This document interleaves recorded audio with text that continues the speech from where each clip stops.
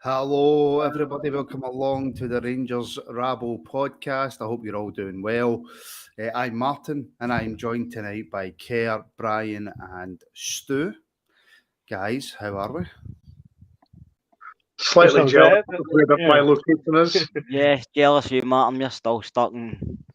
Well, I'm stuck in Paisley, which is pissing rain, and you're stuck in Portugal, which is nice and sunny. So,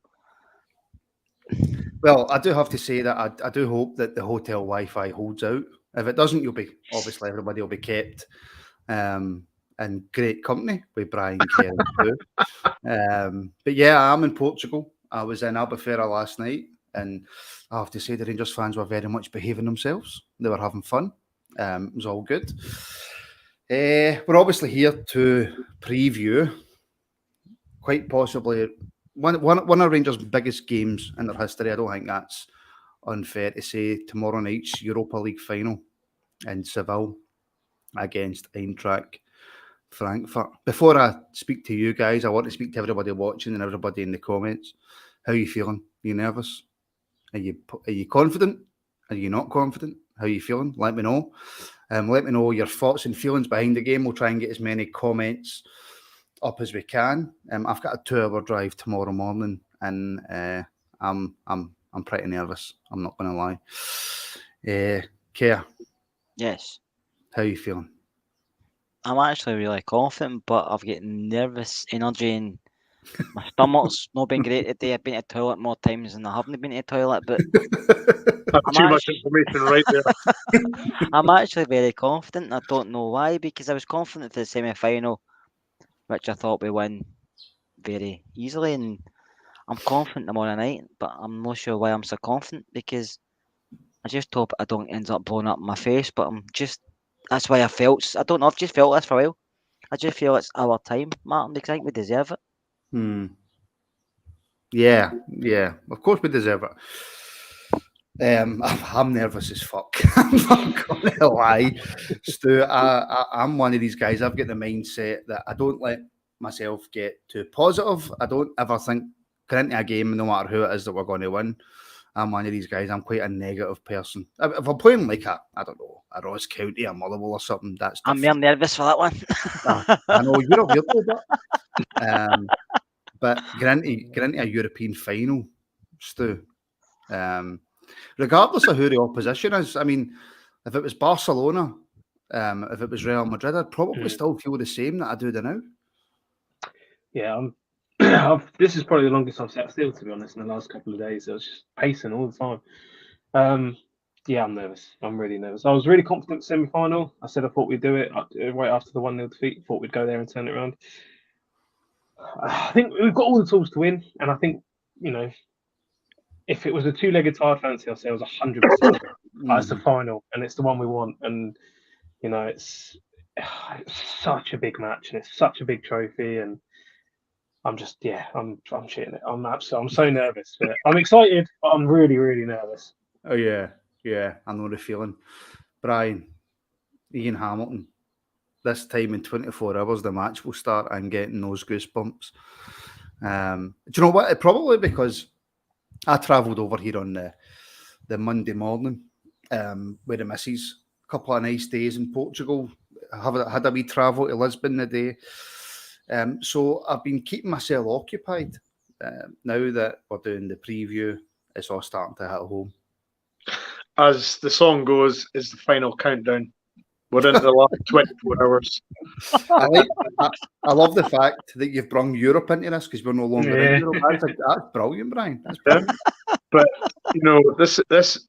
I mean, anybody that says they're not nervous about tomorrow, well, they're lying. Everybody's nervous, but I've got nice nerves. I've really.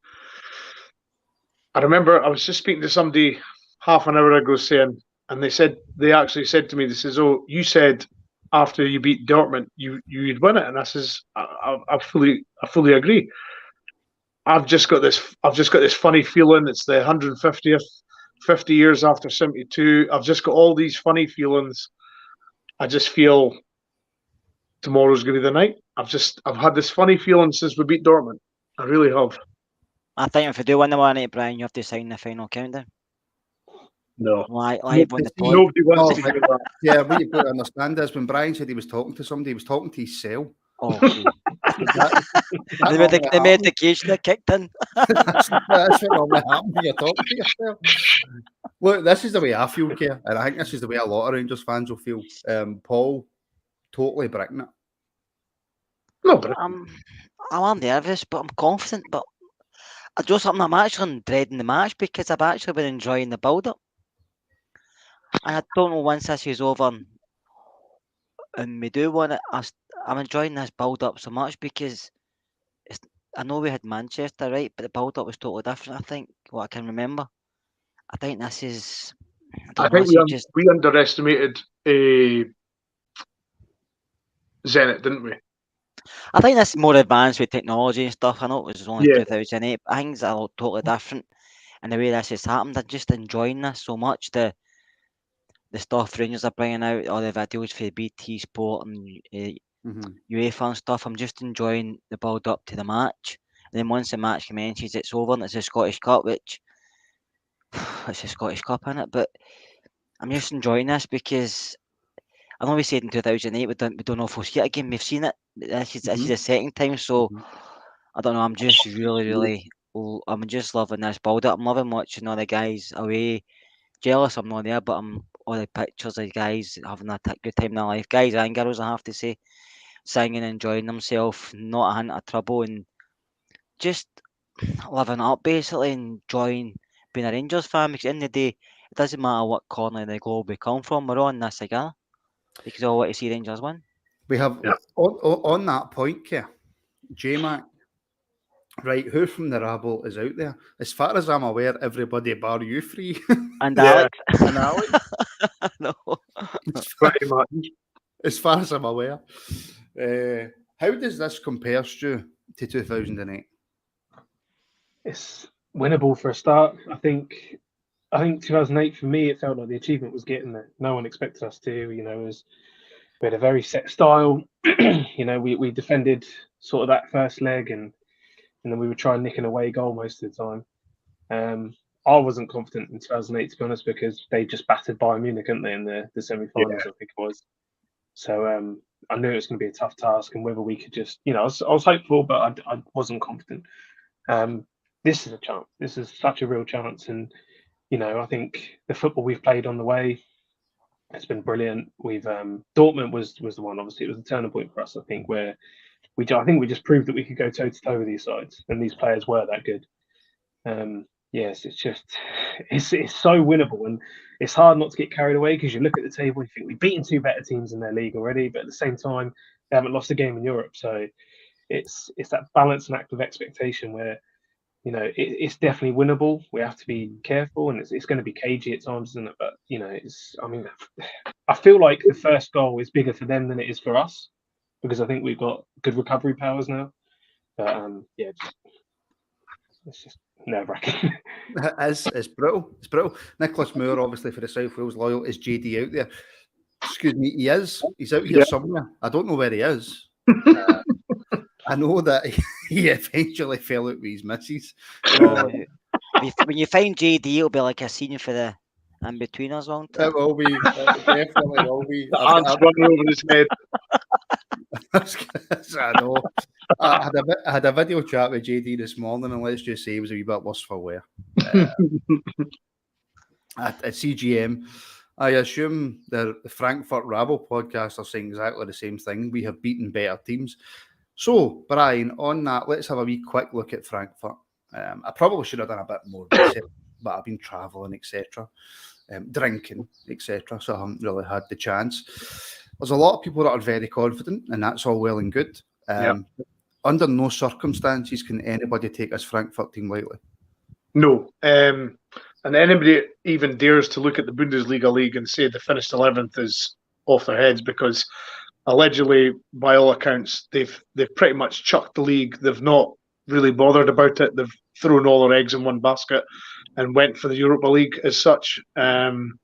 Seemingly, Kostic against Tavernier is going to be the big matchup tomorrow night. Their centre half, I think, is it Austrian centre half. He's injured. He's big player for them. So that's encouraging. But no, you can't take this team lightly. They've beaten Barcelona away. They beat West Ham away. I think they beat Betis away. I think they beat Atalanta away. They've not been beaten in this entire Europa League run. So no, you can't take this lot lightly. It's definitely going to be cagey. First goal is obviously crucial, but you've got to be confident. You've got this far. We've beaten, yes, arguably we've probably beaten better teams, but this lot are no mugs. No, absolutely no mugs, care. And if you listen to the teams that Brian's rhymed off there, if we had beaten the teams on the way to the final, we'd be over the moon. You can only beat what's put in front of you, Martin. And Frankfurt are a decent side. There's no denying it, and they've got a good shape.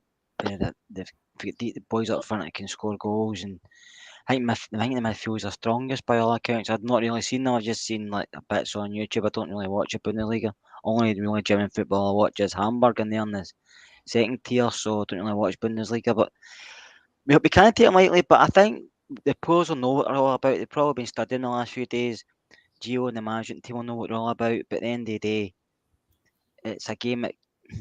It's a final. They'll be thinking they're going to win it. We'll be thinking we're going to win it, and sometimes you be a bit of luck, and just hopefully the luck we get. I still think we will, but just hopefully we get a bit of luck. Yeah, I watched it back when they played West Ham. I have to say that was a bit I kind of seen most. And West Ham had a few chances and they missed quite a few, but Frankfurt never ever looked out of it against West Ham. So on the highlights, so it will be difficult, but we beat a lot of good teams in the way to this final as well. So I think they'll not take us lightly, put it that way. They'll give us respect because the teams we've beat, but we have to give them respect back. So I think it will be cagey. It probably could go extra time, but I still think we'll edge it. Is there much, Stu, between the two teams, do you think? Probably not, to be honest. I know, obviously we us beating Dortmund and beating Leipzig, as I said earlier, I don't think that really comes into play. I think if we took them in the groups, we'd probably be open for 3 points, maximum 4. I don't think we'd be confident going and beating them home and away. So, I haven't seen too much of them by all accounts, but from what I've seen, a very good team. You don't go through a whole European campaign unbeaten if you're not. Regardless, we've seen ourselves how easy it is to slip up in the league, and like Brian was saying, they've obviously put their eggs in one basket with Europe. So I just think it's going to be cagey, really cagey at the start. I'm hoping that the fact they're unbeaten actually plays into our hands, because they're not going to be used to maybe going 1-2-0 down. So that's the hope for me, if we can rattle them early. But otherwise, I think it'll just be cagey, and I think it'll be two teams that respect each other, that both just really want to win this game. Yeah. Jim Sloan, channel member, has put in a good point here. If they had the choice of who they'd prefer in the final, it would be us. And if we had the choice of who we would prefer in the final, especially getting to the quarter-final, semi-final stage, it would have been them, I suppose. Yeah. So, Kerr, it's the perfect final, I suppose, for both teams. It probably is, to be honest with you. You get to the final, I don't think you care who you're getting, because you're confident you've got to the final and you're going to just go out and give it a go. And we'll be confident, they'll be confident. It will be an interesting game tomorrow night, a game that I'm looking forward to. And to be honest with you, all the players, if you need Tav, you need Connor, Golson and other players, they're all confident. But obviously, I've not read about the Frankfurt players, but they'll probably be saying the same stuff as well. So it'll be an interesting game tomorrow night, Martin. I just still think we'll edge it. So I hope I'm not wrong. I said that in the last 2 rounds, so I hope I'm still right for this one. But I think it will be an interesting game. I don't see a lot of goals, to be fair. Do you know what? I'm in a catch-22, because see, if we win tomorrow, I don't know if I'll make it home. We beat Dortmund, and it took me like 3 days to get home. So, still bad for some parts of Germany. I'm still bad for most parts of Germany, including Bremen. But yeah. Right, Brian. Tomorrow night, we have heard some good news today regarding a certain striker, Kemar Roofe. Yep. Do you know what? I wasn't sure how to do this, and I want everybody in the comments as well, everybody watching, to tell me who they think should start, what formations Gio should go with, how we should approach the game. So we're going to start with the starting 11, and I'll start with you, Brian. Shagger in goal. Yep. without a doubt. There's no argument there, is there? No, there's no argument. No. Stu, Kerr, Alan McGregor. Yeah. Right. Aye. Back four. Right. Tav, Goldson, Bassey, Barisic, Stu. 100%. That's mine. Yeah. Yep. So there's no chance of Balogun coming in with Bassey at left back, Stu. No. Oh, no. No, I think Barisic has done well enough in Europe to warrant that place now. You go along with that, Kerr? Aye, Balogun's a bomb scare. Leave him on the bench. A bomb scare? Balogun, aye. Can only kick with the one foot. Don't bring him on the park. I think that's a bit harsh. Is there not an argument, Kerr, that Balogun's got that wee bit of pace at centre back that he could do? So is Bassey. I like Bassey, but I prefer Bassey centre back. I know a lot of people don't, but I do. He's grew into that position, to be fair. I see, Brian. For me, I don't know what it is. There's just something about Bassey at left back that I like, and I don't mind Balogun at centre back. No, he's the only thing I don't like about Bassey at centre half is when he's got the ball at his feet. If he's tackling or if he's going forward, he's fine. But don't give him plenty of time in the ball because I just don't like it.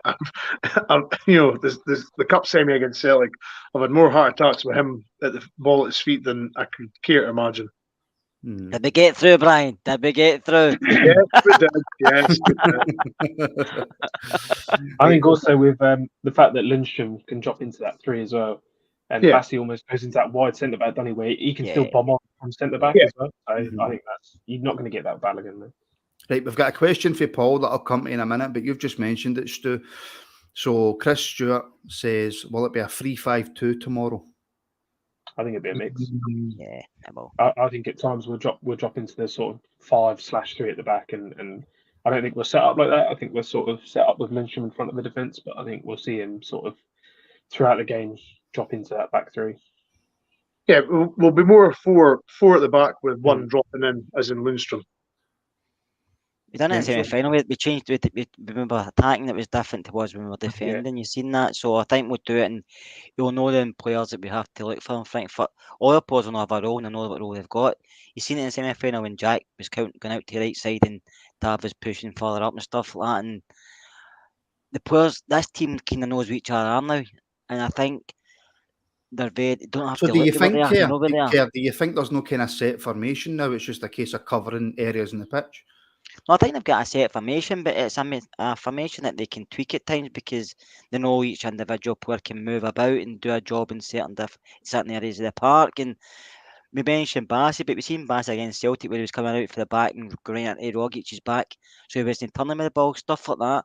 So he's more adaptable to doing certain things. Tav can go forward, but Tav can also sit deep. Lundstrom can come forward, but he can sit between the centre halves, and there's not as much space for opposition to plenty. So I think we're actually quite good tactically in Europe, and that's why I think we'll start the same 11 that he started against Leipzig. There's arguments for Ramsey, there's arguments for Roofe, but you go with the boys that played in the semi-final. I wouldn't drop Kamara, and I wouldn't drop Scott Wright. I would keep it to him in there because they're fully fit. You don't know what you're going to get for Kamara Roofe. He's not played a while, and sometimes it takes him 2 or 3 games to get going again. Ramsey's got all the ability, but I still wouldn't bring him in for any of the boys because I thought Kamara and Wright played well in the semi-final, I have to say. Right, we have a question for Paul, and I want to come back to the starting lineup, but he's asked if VAR is going to be important. I think VAR's always important in every game, depending on what happens within the game, what incidents happen. But I don't even know who the referee is, right? Because I've been the guy who Slovenian, isn't he? He's Slovenian. Apparently, and Paul saying, going on my question, this ref is very card happy. No, the ref sent off John Lundstrom, sorry. Yeah. No, didn't he send that guy off for the foul on Goldson in the Malmo game? It shouldn't have been a red card, I don't think. But Is it the same ref for the Malmo game? I'm pretty sure it's him, yeah. Might be wrong, but I'm pretty sure it was him.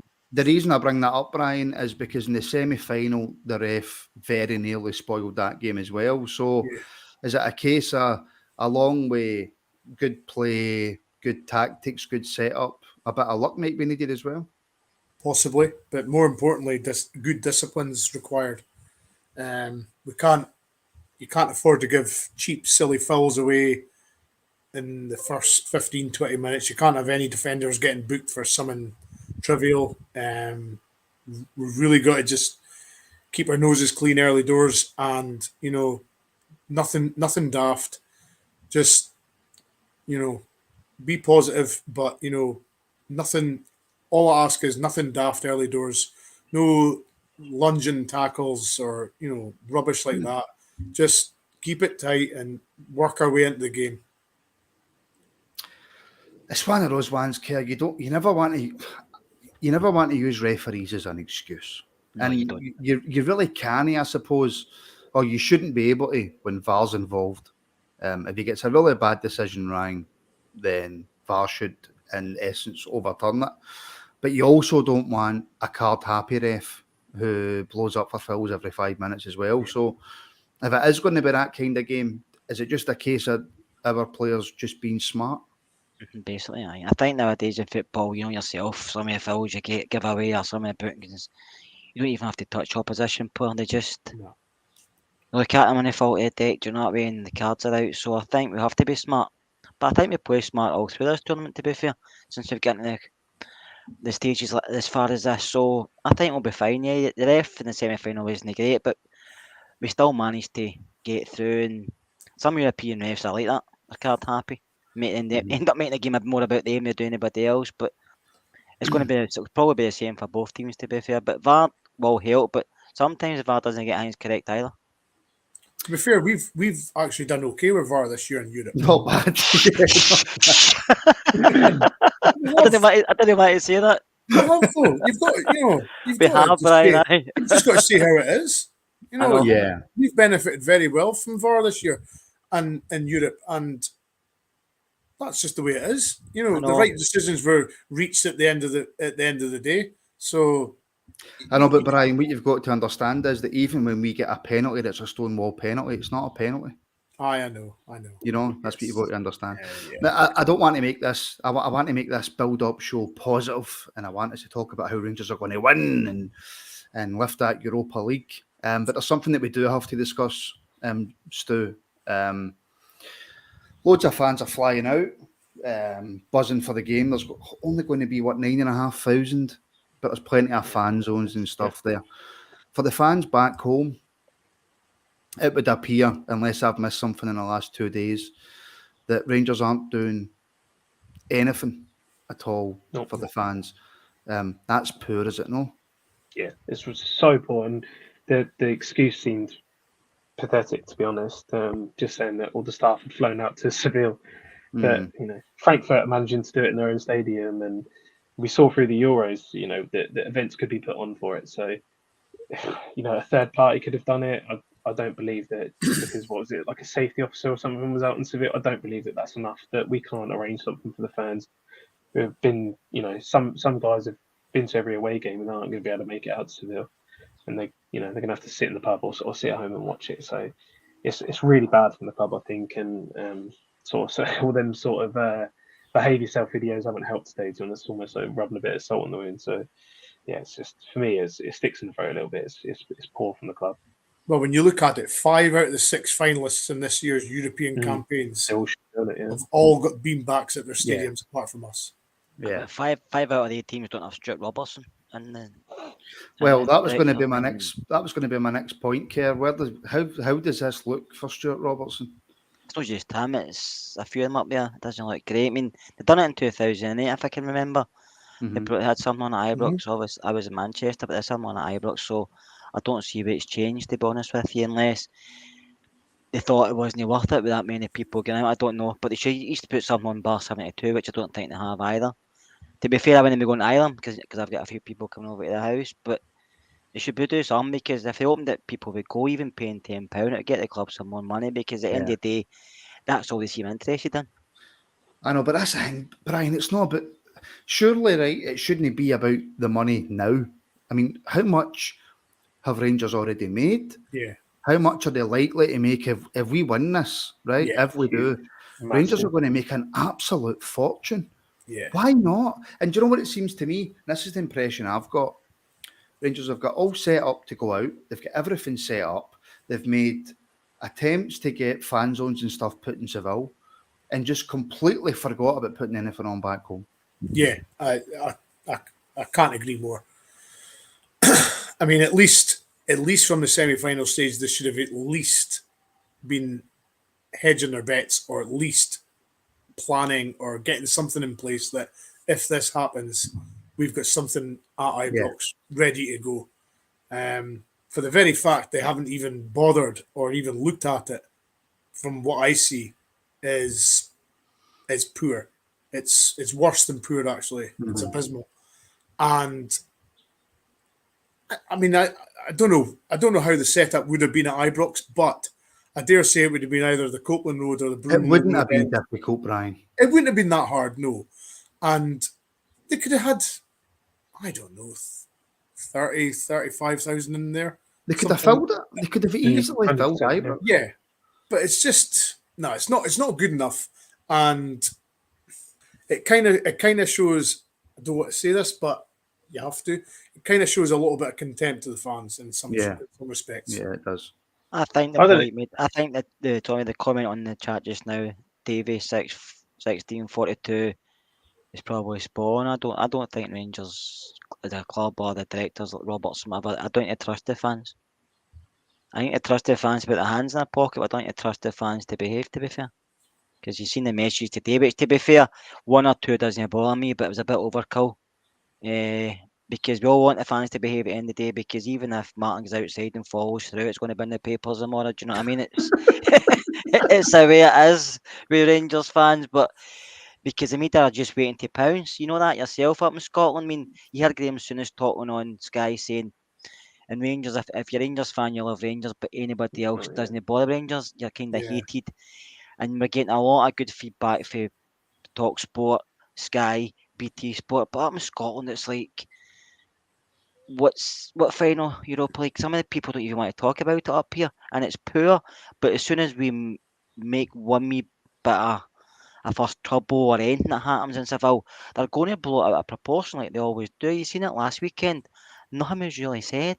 And I'm not saying fans can't get out and celebrate. They can, and you always know when there's a large group of people, football fans, even concerts or whatever, there's going to be a bit of rubbish lying about. There's going to be obviously arseholes in the crowd. But when it's Rangers, it just seems to be blowing up so much because it's Rangers. But anybody else, it's like, we're not really going to bother about that because that's fine. But Rangers, it's like, this is a big bad Rangers. And I think the club have actually took that thing on as well and said, we don't really trust our own fans here. And it's poor, Stu. And Andy makes the point. He says, look, it's 100% contempt for the fans. Unless it's begging us for money, they don't care. The 150th match shows the extent they are bothered. And I get all the arguments about security and stuff like that, right? But it wouldn't have been difficult for the club to just set something up as a thank you to fans who, either for work reasons or financial reasons or family reasons or whatever, couldn't get out to Seville. It wouldn't have been difficult.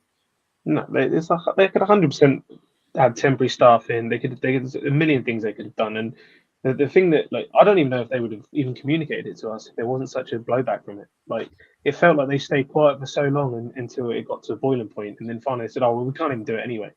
Like, it's just, I think that the comment's right, and we see how many ranges we've got now from Castor. It's as soon as they want us to buy something, it's all, I get 5 emails a day from them. But you know what I mean? They can't. Just wait till Thursday. yeah, that's it. Yeah, they can't even set up a public place for you guys to share the game together and enjoy a drink. It's just, I don't like it. Well, I think Davey's actually got a point here. JD will be in the front page of the Daily Record tomorrow. Could be page 3. He could be page 3. He could be. He's got bigger boobs than me. Right, back to the game. Now, rather than me put out my midfield, there's been some debate over this, Kerr. Yeah. Because obviously Ramsey's, I never want to say fit because we just don't know, but he's back in the frame. We've got Stephen Davis, we've got Scott Arfield, we've got John Lundstrom, we've got Ryan Jack, we've got Glenn Kamara. Depending on obviously how Gio's going to set up, how do you see that, which I would imagine would be a midfield free looking? I just think you'll go with Lundstrom, Davis and Kamara. Do you think Davis will start? Davis, sorry, Lundstrom. Jack and Kamara. Right. I just think there's an argument for Ramsey, and I see a lot of people put it, and I agree with what they're saying, but his quality's there. But I just think because Kamara might be a bit more safety defensively, I just think I might go with him. There's time for Ramsey to come on the park, 20-30 minutes to go, and score the winner or get involved. But I've just got a feeling I might go with Jack Lundstram and Kamara. I just feel he'll go that way. I don't know. I think if it was at Airbox, it might be different, but because Stuart said it's a one-off game, you've not got a second chance here. You can't pull anything back in the second leg. So I think Gio will go out, but I think I'll keep Gio up at night. I think tonight could be a restless night for him, trying to decide in his team, because if Roofe's fit and Ramsey's fit, he's all different permutation through his mind, because we can't decide what chances he got. Do you think Gio's already made his mind up, Brian? Yeah, he said he had 9 out of 11 already in his head. Who's the other two then? Roofe and Ramsey. He certainly said in the Europa League Final preview with, I think it was Emma Dodds, McCoy, Miller and Ray, that he had 9 of the 11 already in his head. So he obviously has a good idea of what he's going to do. I'd be personally, I'd be surprised if he does anything different from what the semi was. Yeah, I mean, I do get all the arguments about Ramsey. You know, this is the reason why you bring a guy like this to Rangers to play in these games. But given that he's only had an hour's football, you know, against Hearts recently, it's an awful lot to ask a guy just to chuck him into a European final. So I'd be absolutely amazed if he goes anything different from the semi-final, personally. Right, well, I have it on good authority, and I won't say where from, but it's not much a surprise to anybody, but I've got in very good authority that Aribo's starting. Where, I don't know. I just know that he's starting. But if we take it back to the midfield, I'm trying to find a comment from CGM. CGM's actually made a good point, to be fair, and it's one That's other what I'm trying to find, Kerr. If you would just leave me 2 seconds to find it. Right? I can tell you. I tell you, I've got it here. Best we have played was against Braga with Roofe and Ramsey. Yes, I am. Leaving Roofe out the conversation just now, Stu, right? We'll come on to Roofe in a wee minute, because that's a conversation on its own. Is there any justification at all for Ramsey starting? I think there it could be. Isn't there? Yeah, that's it. Don't sit on the fence. I'm not interested in sitting on the fence. I would say straight away I wouldn't start him, and I love him. I gave him more title, and everyone else gave him pelters. I was still, no, he's going to come good. He's going to come good. He is made for these games. He's just not played enough recently, and I think in that heat and in that environment, if we lose him after 15 minutes, 20 minutes, which could happen, it just shifts everything out of, like, do you know what I mean? Like, all of a sudden, when he went off against Celtic, I think in that game, it was just like, for a while, we struggled to adapt because the whole formation almost changes.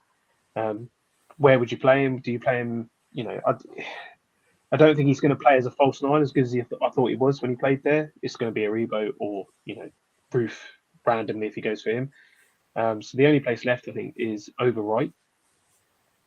I think Wright done fine in the semi-final, so I don't see a need to. And I think we're going to need a player like Wright who can get back and defend. And you know, as much as I think Ramsey can unlock those doors in the final third. I think we'll see him from the bench, but I don't think he's got. I think he's probably at 1% chance of starting under Gio in this game. 1%.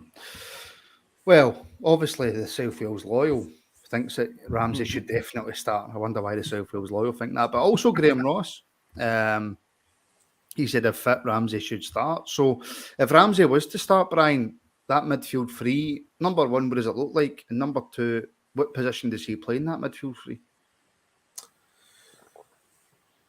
If he starts in the midfield, it's obviously going to be, well, for me anyway, it would be Jack and Lundstram as the holding midfielders with Ramsey playing the 10.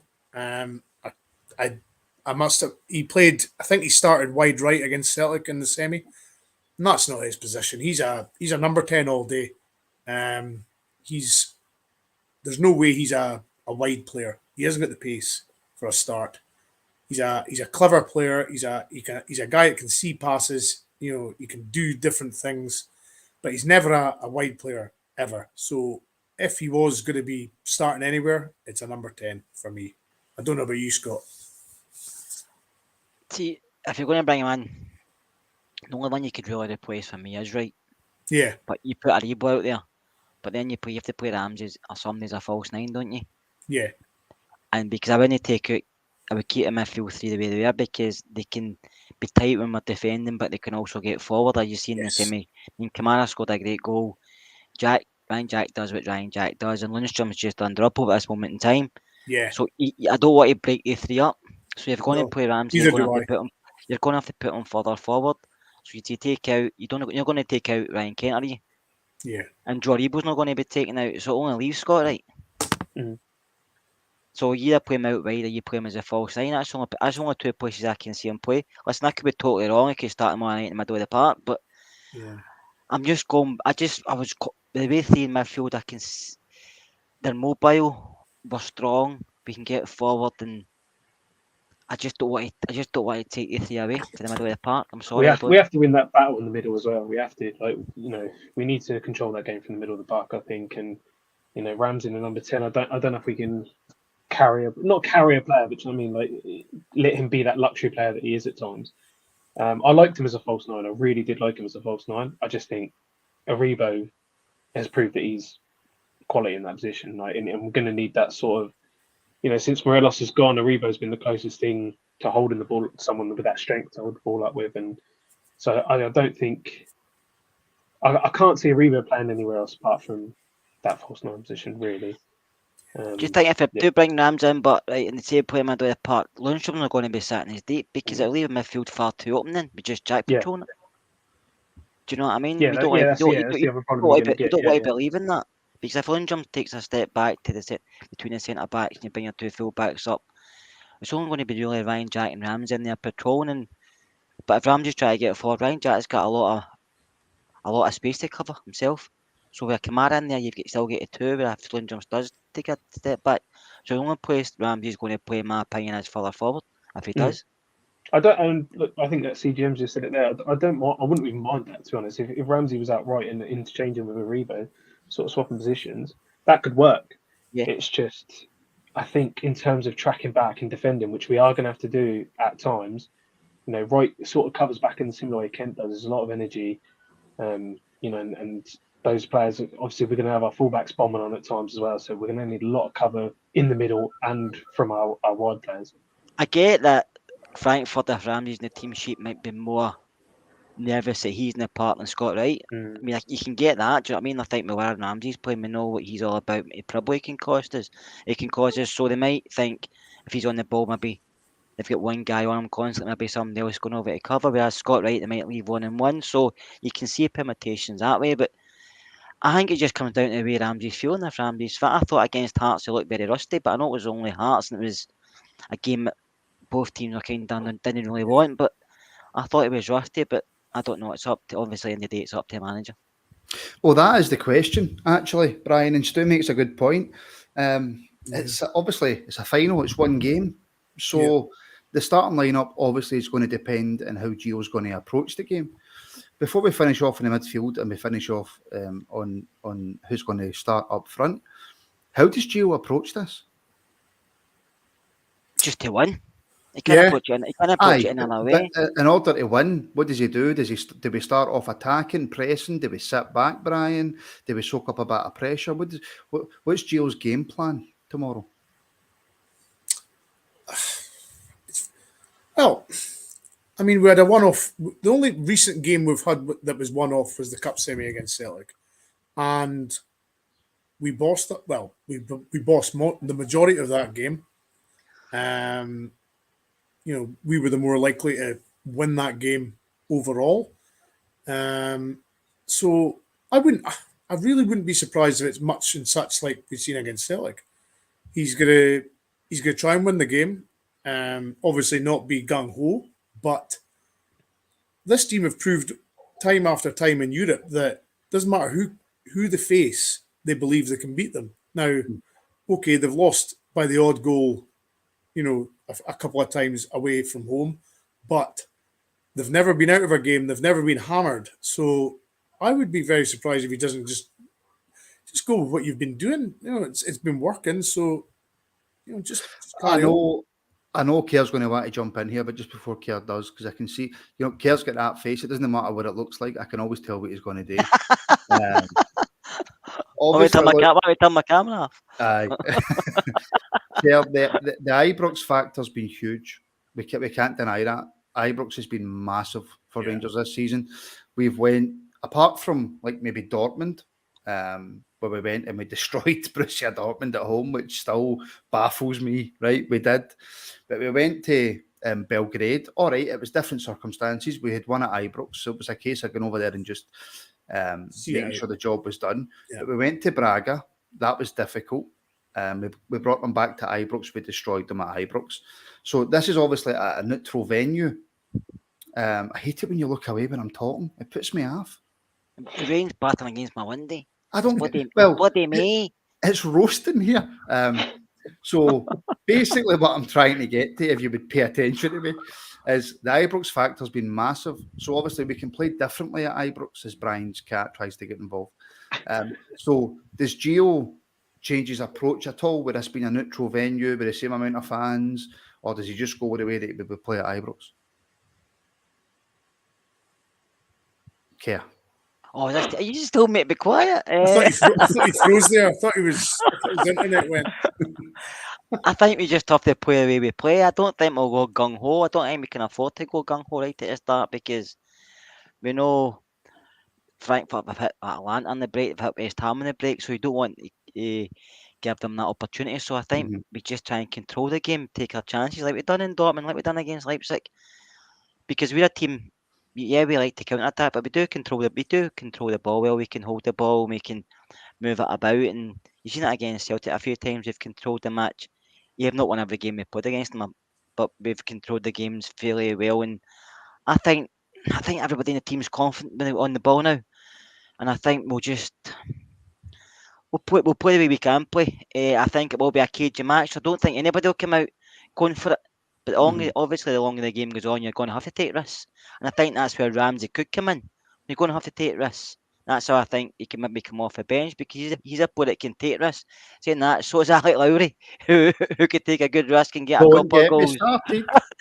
Don't get me started, because you know exactly what I'm going to say. You've just lit the blue touch paper. You know exactly what I'm going to say. I know, because I just mentioned David Robertson, who's right off that balcony. He's going to go full combo now. I'll be standing up vertically if you mention the two players at the same time.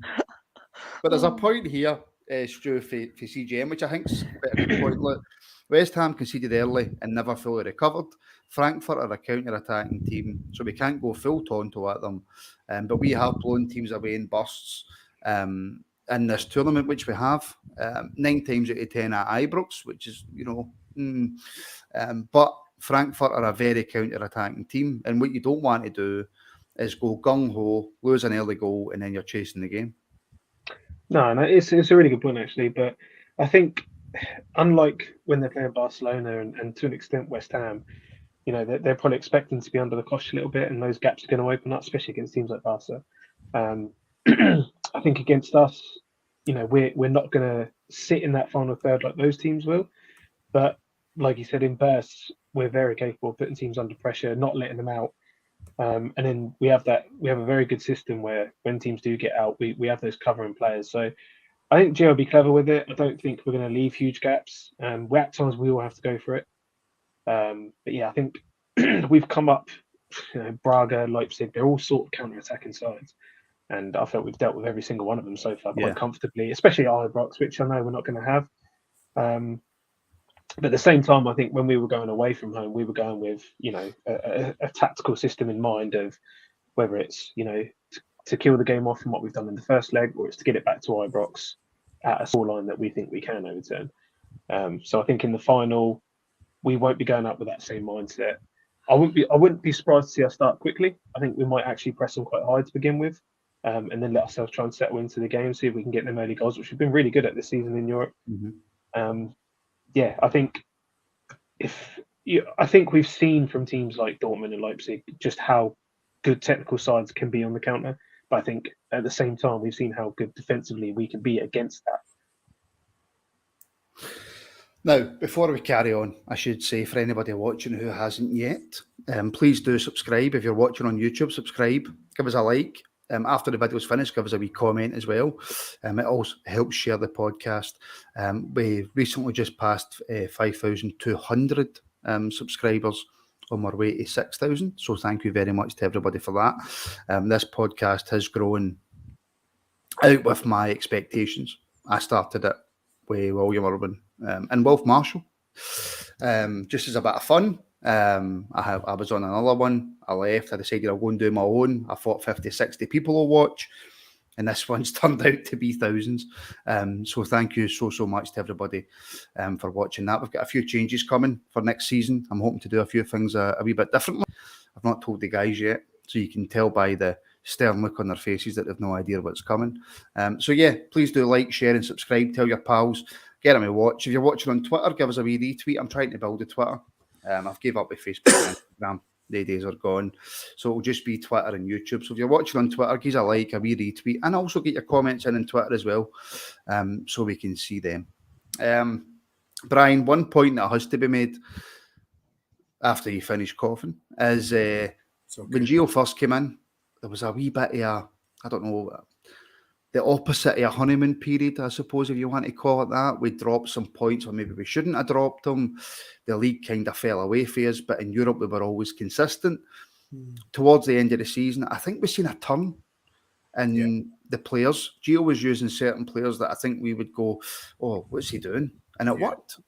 His tactics seem to, everything that he's done seems to work. So channel member Jim Sloan has said Gio has a master plan, and I said to you before this started, I refuse to get myself hyped up and thinking that we're going to win. I don't want to set myself up for a fall. And if I get confident, the opposite seems to happen. So I'm going on the thought process of, it's just a final. I'm not getting too carried away.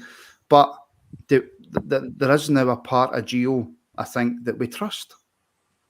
So you're sitting on the fence now, are you? 100%. That fence is right up my arse. Fuck's sake. No. That came out wrong. Yeah, slightly. But anyway, I was going to let it go, but you know. But no, I mean, No more trials. When Gio came in, we had a good run of games. I think it was about 7, 8 games we won on the bounce, although none were convincing, but we won them. And then it was right after the Christmas period when obviously the winter shutdown came forward. The results started to tail away in the league, although Europe carried on. I think the players just suit European football purely because they're not having to break down, 8, 9 man, 10 defense, 10-man defenses, and teams will come at them and they quite like that. They don't mind teams coming at them and having to defend for a wee bit and hitting them on the break. I just feel that with the personnel that we've got, it just seems to be, for some reason, that European football suits us better. Can't put my finger on it, but that seems to be the way. Well, Jimmy Duff, who is a much braver man than me when it comes to his thought process. And I'm pretty sure 95% of people watching this are confident that we're going to do it. But he says Tav was the only one going onto the plane with 2 cases, one for his gear, and that's clothes, and one to bring the trophy back. So yeah, let's hope that absolutely happens. Let's go back to the starting lineup, shall we, Care? Yep. And let's just finish off quickly on the midfield. So really quickly, for people who may be just joining, Care, your midfield free. Lundstrom, Jack and Kamara. Right, so I think if we can just finish on that, Stu, I think that's most likely going to be his midfield free, yeah? Yeah, 100% same for me. And then obviously, as the game's going on, Brian, Ramsey's not a bad sub to have, is he? He's all right, isn't he? No, I just think initially with the first maybe 55 hour of the game, Kamara, Jack and Lundstrom are the most mobile out of the midfield, you could probably argue. So yeah, you've got Davis on the bench, you've got Ramsey on the bench, you've got guys You've that got can do Lowry stuff. on You've the got bench. Lowry as well, yes. So you've got various options on the bench that if the game's going one way or another, Gio can change it. And let's be honest, Gio's changed it before, where he's changed it in game. He's went from playing somebody at centre half. He moved Tavernier from centre half to right back in one game. So he's not shy of moving it in game. So he's not moving Tav from centre back to right back. Tav he went from centre half to right back in one game. He started him at centre half. Was that not a home in Motherwell? Oh yeah. He started him, so he's not shy in changing it if he sees something that he doesn't like. So it's just a case of we've just got to trust what he does. My cat swings her tail once more. This is definitely the podcast for animals, and I'm just lucky that I'm aware that my dog's not kicking about. What's your cat doing, Brian? Is it running back and forth trying to make a point? Her tail's swishing around like a. Right, let's get this out the road straight away. Kerr, I'll come to you and you only. Ryan Kent, left wing. Yes. Right. Okay. Move on for there. Right wing we'll come to in a second. But Stu, the big question is, it was announced today that Kemar Roofe is fit enough to play. Does Kemar Roofe start? Not for me. Aribo for me, 100%. He's. I was saying to the guys a minute ago. He gives us a little bit of Morelos. Not the same, but that strength, that ability to hold the ball up and bring players in. I Roofe, like Ramsey, I love him. He's got that timing that you can't teach players. But I just think, like Ramsey, hasn't played enough football to warrant the start at the moment in a final. Kemar Roofe, goal scorer, he is. Fantastic player. Been out injured. Is now fit for the game. Is there any chance that we leave out a goal scorer for a European final? I think there's a big chance, to be fair, because he's not played a lot of minutes, and the problem I've got with Kemar Roofe is he is injured quite a lot, as we know, and sometimes it can take him sometimes it takes him 2 or 3 games, Martin, to get back into the swing of things, and he's not got that time for tomorrow night. So I think if there's only going to be any change, it maybe be Ramsey as a false line and Aribo outright, but I don't see Kemar Roofe starting at all. I think he'll be on the bench, and I think that'll be as far as it gets. Well, Brian, Jimmy Duff's making the point. He starts. He's our only box penalty striker. He hasn't started since the Cup semi against Celtic. He hasn't played. So I get that, Brian. I get that. But we're in a European final and we need to score. Yeah, but it's almost the same argument as Ramsey. If he breaks down after 15 minutes, then what's your plan then? We've got cover for Ramsey, and the point is, do we have a natural goal scorer if Roofe's not on the park? Is it worth it? Look, if it's his final game of the season, the Scottish Cup final will take care of itself. Yeah. There's much more you can do in regards to rotation for this. Listen, bring the B team. They've already beat Hearts. This is a European Cup final, and we have a goal scorer who we have been told is fit enough to play. Now, do you not play a goal scorer in a European Cup final? Not if he hasn't played since whenever he last played. Even if he hasn't played? No, sorry. Absolutely not? No.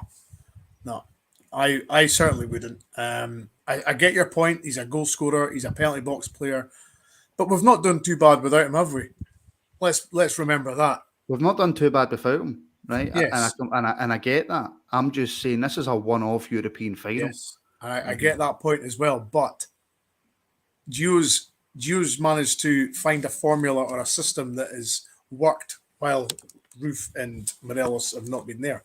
So I would suggest or think that Gio is going to go exactly the same as the semi-final, go to about 55, 60 minutes, and then assess the situation then, see what the situation of the game is, if we're winning or losing, whatever, or drawing. Well, first of all, Blue Drew, you're right, Martin. So about what? About what, exactly? just about absolutely everything. Blue Drew is spot on. Are you, Martin, at the same time, Martin, you suggesting that we play a guy that's not played a minute since the Celtic semi in a European final? I'm asking the questions, Brian. Well, I'm asking you the question. Listen, you can go fuck yourself. I'm answering. It's nice to get everybody's opinion on the pod. I think it'll be Martin. I think if he's going to start anyone, it'll be Roofe will start. But I think because I think you'll start him and bring him off as Ramsey. He knows he can bring on for the bench. Genuinely right. Mr. Tommy Boy 75 in the comments, Brian, has made the point that I was going to make, and that's that the problem is if you bring Roofe or Ramsey on late on and they break down, then you've lost another sub. You know, so if you start with Ramsey, but see if you start it with Roofe and 15 minutes went and he had to come off, then you make that sub early. Whereas if we bring Roofe on and he's the 5th sub in the 75th minute, I know that's not going to be Gio Works, right? But I'm using it as an example, and he breaks down, you're down to 10 men. He won't take Ramsey on as the 5th sub or Roofe as the 5th sub. He'll always leave somebody before them, just in case. Just my personal opinion. There's no way he's that daft that he's going to make Roofe or Ramsey their 5th sub. No way. Don't buy that. Sorry. I'm in two minds really. I think with Roofe, you know, I think everyone in the semis deserve their chance, and I think if they start, they'll prove that they were worthy of starting. I get the point.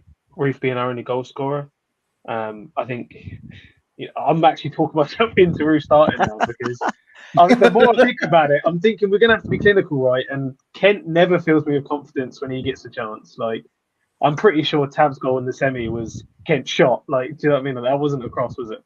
No, that was a cross. For me, that was a cross. You might talk about Roofe being a striker and the top goal scorers on the park anyway, so what's the problem? Yes, I know. That's the thing, Tav. You've got the top goal scorer in the Europa League already on the pitch. We're going to come to Tav in a wee second, right? But my internet is genuinely starting to play up. So people just sitting in hotel, isn't it? Yeah, it must be getting to that time of night. So if Roofe doesn't start, Joe Aribo, false 9. Aribo, I push Ramsey, but I'll go with Aribo, right, and Kent. I'll just start the same boys that got us through. And listen, Gio could start the 11 tomorrow night. We could all be sitting thinking, my God, that's a way off what we've decided. But I would start the boys because they've got it there. They're all 100% fit, as I know, and that's how I would go with. Simple. Right, so if we've got Kent left, Aribo is a false 9. And right. Scott Wright on the right, Brian? It'll be all right in the night. No, I think Scott Wright will start. I've said it from the word go. I don't think he's going to deviate far too much from the semi team. You know, we were 2-0 up at cruising. Well, not cruising, but we were really playing well against Leipzig when we went 2-0 up. So I'll be very surprised if he doesn't start with pretty much the same. He said yesterday, I think today, he said that he's got 9 of the 11 in his head already. So he's pretty much got nailed on what he thinks, and I'll be amazed if it's any much different from the semi-final, Scott. Listen, there's arguments for Roofe, there's arguments for Ramsey. Yeah. We can sit here and say they deserve to play, they don't deserve to play, but at the end of the day, whoever he goes with is a team he thinks is capable to win it. But I think tomorrow night the subs will play a big part. Yeah, definitely. I mean, at the end of the day, right, he's got us a final European trophy. We've got, you know, he's done so well. At the end of the day, if you can't trust him now, you never will. No, the players will butt for us no matter who starts, no matter who's coming off the bench. You know yourself, you're on the bench. If you're a footballer, you're always itching to come on, and you always say, if I'm going to go on here, I'm going to make a difference. I'm going to score a goal, whatever. So, and you've got Sakala who can come off. You've got if Aribo's, if Ramsey's there, if Roofe's there, even if Lowry's there. So, I'll be happy whoever he starts because I'm just looking forward to the game. I am getting nervous, and it's more excitement than anything else. But I'm getting nervous, but I'm really looking forward to it because I'm very confident. Is that nice nervous though?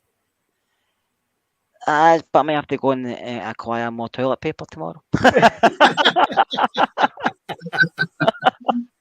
I think with the subs as well, I think we actually do have good options there. So not everyone can come off the bench and make differences. And I think we've seen this season that we do have players.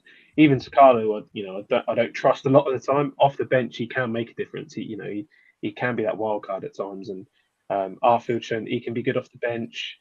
I actually quite like Scott Wright off the bench a lot of the time. I think that's when he's putting some of his best shifts for us, when he's come off the bench against tired legs. So starting seemed to be his downfall for a little bit, but I think he's been growing into it more and more under Gio now that, I don't know, there seems to be a bit of a shift where the players are now fully on board with this. And I think whatever team he starts, they're all going to play their role, hopefully, impeccably well. Yeah. Right, Martin, is that a mugshot photo you've got up there? Is that you in real life? Oh, he's froze again. I have You know what I moved mean? to the phone. Is it A mugshot?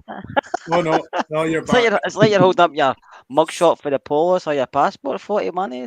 See, how He's away again. oh my god. But I mean, there's one comment here. I mean, this has been flagged up a couple of times, Scott. The weather's going to play a big part tomorrow. The heat, the humidity, that's going to play a part, isn't it? I think they'll probably have what all games do, don't they? They'll have the breaks every so often, won't they? Right. I don't know how what it'll be like at 9 o'clock. Will it still be as humid? I'm not 100% sure. But obviously it'll still be warm anyway. And listen, what will be? We don't get to finals every year. And I think it could be snowing, it could be thunder and lightning, but I think once the players are on the park, they'll forget about everything. I take it you've obviously had the Scott Wright debate at right wing. We were talking about Roofe playing, and we said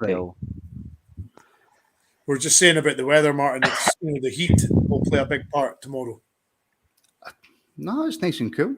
I don't know what you're talking about. The weather. You're in Portugal, but not Spain. I know, I'm actually terrified because it's going to be so much. You're not looking at sunburn, by the way. Don't get sunburnt in the pub. One day here, and I'm burnt to a crisp. Absolutely burnt to a crisp. He's went from blue to white. I mean, do you know? I think though, Stu, it's the point that these players have played all over Europe. I don't think the weather for 90 minutes is going to be that much of a factor. To be fair, not now. I don't think. I think maybe in was it Alashkert? It looked, they looked a bit leggy out there. I thought, but yeah, I don't think the majority of them have been there and done it before. They're going to know what it takes in that weather. They're going to train in that weather. Yesterday they had a light session. Today they'll have a proper session. So. Yeah, I can see it playing a part in terms of, the levels might drop a bit quicker than they usually do, but I think the fitness of this team, we've seen it time and time again that, that won't be till late in the match, and hopefully we're already wrapped up by then anyway, so it won't matter. Yeah, is that not a good point that Bryzo 77's made, Martin? Yeah, that was a really good point. This one, yeah. I remember a few seasons back when Ellis didn't play, we had no plan B. It seems Gio has planned. Listen, and I made that point, Brian, that you did. When Gio first came in, the first couple of games were okay, and then it seemed to go a bit haywire. We were all questioning Gio's tactics, and now it seems that Gio's got a plan for any circumstance. Yeah, and it's 100% true. We've seen Sakala through the middle. We've seen Aribo through the middle. I think we've seen maybe Wright and Kent maybe sneaking into the middle a couple of times. So, yeah, he's certainly got options up front. And that's, I mean, if somebody said that to you 6 months ago, if Morelos is injured, you could have 3 or 4 options, you would have just laughed your head off. But Gio's just found a way. He's got these guys understanding the way that he wants to play. He trusts them. And, yeah, it's so nice that we don't have to rely on one guy up front now, because let's be honest, when Gerrard was the manager, if Morelos didn't play, then we were really up the river without a paddle. Yeah. Listen, we could have the debate, would we be here if Gerrard was still the manager? But the fact of the matter is we're in a European final. And I might be, in fact, I wouldn't go there with the work. I wouldn't even bring that up. Tony, I've been a subscriber for around 4 months now. It's the first time I've seen Martin on a pod where he's not looked like he's been fired out of a cannon. My new haircut and shave, Martin. Enjoy Seville. I've not shaved yet. It just doesn't look that bad because I've had a bit of a haircut. Yeah, the seagull's gone from his head. Yes. Wow, we're in a European final, guys. Yeah. Tomorrow Yep. night. Oh, how big would this be, Kerr, if we manage to do it? Where does this sit in Rangers history? The biggest. Yeah. The biggest achievement in Scottish sporting history, probably one of the biggest achievements in British history, because football's evolved that much. The money involved in football, just everything's different in football these days. And for a club like Rangers from a country like Scotland to get to a final and win it, it's an achievement that will never be beaten, I don't think, because UEFA don't want countries like us getting to finals and stuff. It's not what they're looking for. They're looking for the bigger teams with the more money. But for us doing this, I don't think anybody says it'll be the biggest achievement ever in Scottish football in history, Scottish sports history, and one of the biggest in the UK. Because Liverpool can win the Champions League against Real Madrid. How much money have they spent? How much do the players? I know it's money and they're only footballers, but it's different levels, Martin. We're playing on compared to a lot of these other teams. And I mean, our team was it 13 or 12 million it cost, and 7 hats and Ryan Kent. So it just shows you the levels we're playing against. And for us to get there, it's better than anybody's done. And I don't keep anybody says, yeah, they've won the big one in '67, but how many teams were in it? Was it 6 teams in it or something? Because at that time, people didn't want to play in Europe. You're picking players for your local area, but there's a level playing field all over Europe that back then, because teams didn't have money, they weren't paying a lot of money. Now it's different. Even see up the English Championship, when you get down relegation for English Premiership, you get like 90 million getting into the Championship. There's no level playing field in football anymore. So for Rangers getting to a final is phenomenal. And I don't care what anybody says, even getting to a final, but if we win it, listen, I'm never going to let anybody forget it if we win it, because it'll be the biggest achievement ever. And I'll be getting a tattoo on Thursday if we do. Kerr, I said it there, Martin, didn't I? I won't be going home if we win it. Let me tell you that. Can I just quickly, Brian, very quickly, Gallant Pioneer, do they make extra large cannons? I'm not that big. I mean, I'm big. Tell him, Martin, the camera is £10. The camera I've got actually adds £100. It's one of these specialised cameras. And Brian, just on that point, look, considering the money involved in football now, this is massive. The fact that we've got to this final. I was having a flick through British teams in Europe, right? The only teams I could look at and think seriously that they've overachieved and won a European trophy was probably Nottingham Forest when they won it back to back, but the first time, because they came up from the second division in England, won the first division, and then won the European Cup. The only other one I could think of that was bigger, as in a bigger achievement, was Ipswich when they won the Cup Winners' Cup in '81. Mm-hmm. Now, I'm speaking about 1981 and 1978. As Kerr's just already said. You were just leaving school then, Brian, weren't you? He was working. I might have just been born when Forest won the European Cup. I don't know. But, you know, as Kerr just said before that, the playing field back then was pretty much level. You know, everybody had as good a chance as anybody to win it. Fast forward to 2022, the numbers that certainly the teams that have been in the Europa League that are maybe not necessarily we've faced, but they've been in it, Barcelona, Lyon, Dortmund, who we beat, they're spending astronomical numbers on players. Yeah. And as you say, we've spent 12, well, our team was worth 12, 13 million. 7 of that was Kent. So that just shows you the gulf and the difference that we're up against. But when you've got a good manager, a good work ethic, a good team, anything's possible. Yeah. And Stu, Kerr says it, if we win, when we win, I should say, tomorrow night, biggest achievement in the club's history. And if so, do these players, all of them, just become legends? 100%. Yeah, I think you got to say that. I mean, some of them certainly are going to go into, well, all of them are going to go into history, aren't they? I think a lot of them probably going to start writing themselves in anyway, regardless of the result. But yeah, you're going to immortalize yourself if you win this, and you know, it's so big. It's, as everyone's been saying, you know, I think Kerr was saying it's not built for teams like us to do this anymore, and I think you see that with the way it drops down now, like the Europa League. they expect the big teams that are in the Europa League to win their groups. They get that buy into the last 16. The last 32 is then the teams that have stole second place, and they get to go against all the teams that were, maybe had a bad run in the Champions League and have dropped out, like we got Dortmund. It's 100% built towards those clubs, and I don't know if you saw that graphic today, and it said there's only 10 teams left to qualify for the Champions League, and it's like 3 countries have taken up the majority of the spots at the moment. Yeah, it's just outrageous, isn't it?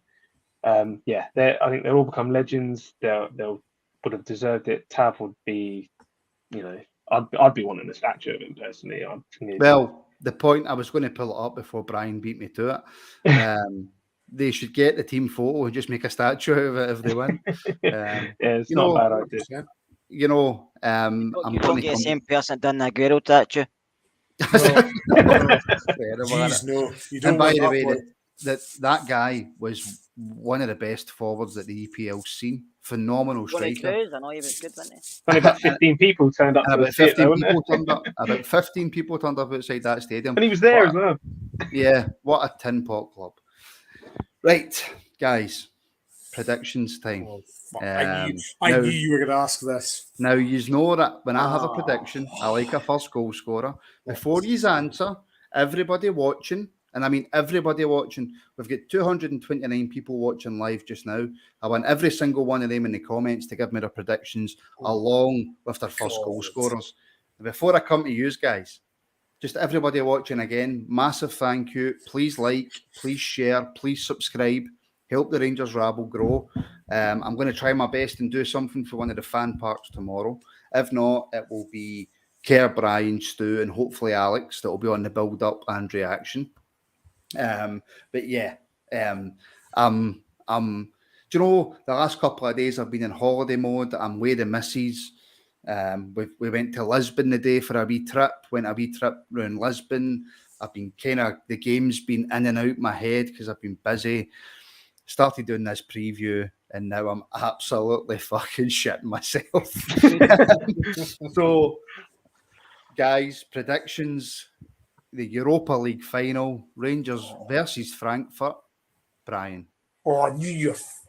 Why'd you come to me first, you dick? So you don't copy it. I'm going to say the Germans will score first, but we'll win 2-1 in extra time. No, I don't accept that prediction. Why not? I just don't accept that Prediction. Sorry. What's Go wrong with again. that prediction? I don't care. Go again. What do you want me to say? The Germans. If the Germans score first, Brian, I might die. So no, I can't. We all might can't- die, but my prediction still stands. They'll score Oh. first, but we'll win extra time 2-1. If that prediction comes right, you're sacked. That's all I'm saying. That's all I'm saying. How? But Yeah. we've won. I don't 2-1 care. to I don't 2-1 care. to Rangers, Tav after extra time. Oh, See? I don't care. You're sacked and all. Jesus.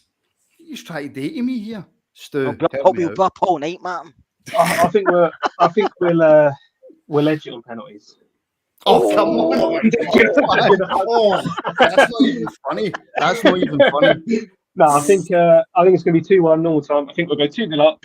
I don't know, first goal scorer. I'm going to go Aribo. Aribo.